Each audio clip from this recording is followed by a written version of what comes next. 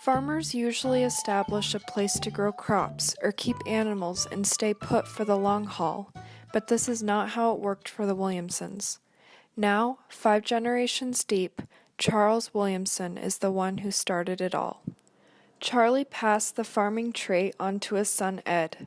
Ed married Signe in 1939 and they farmed near Bend, Oregon. They then sold out in 1945. Their 2 eldest sons, Larry and Jerry, were both born in Oregon, and then they all proceeded to move to Sunnyside, Washington, where they owned a dairy. 7 years later, they moved to Quincy, Washington, and started a feedlot. They then moved to Wilson Creek in 1956 and had cattle and farmed wheat and hay. Alan, their youngest son, was born during the worst flooding history ever recorded in Wilson Creek. In 1961, they sold out at Wilson Creek and made their way to Woodburn, Oregon to establish yet another feedlot. After 10 years, they sold again and moved to Ephrata, Washington, where their daughter, Marcia, finished high school. They then moved to Quincy, Washington, where Ed and Signe retired.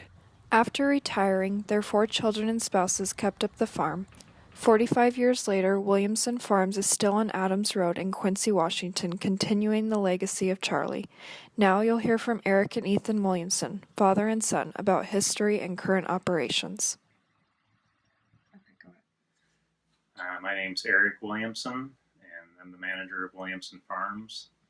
I'm the 4th generation of farmers here, and the farm was started by my great-grandfather, Charlie Williamson.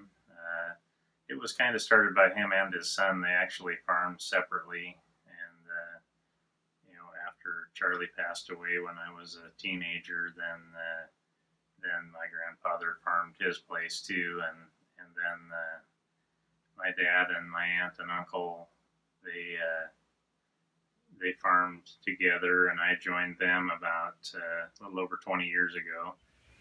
Hi, my name's Ethan Williamson. I'm a 5th generation farmer here on my family's farm. I got hired on as our agronomist after graduating from WSU. Right now we do a lot of crops such as peas and sweet corn and lima beans and bell peppers and wheat and canola and all sorts of stuff like that, and then during the winter we'll grow beef cattle.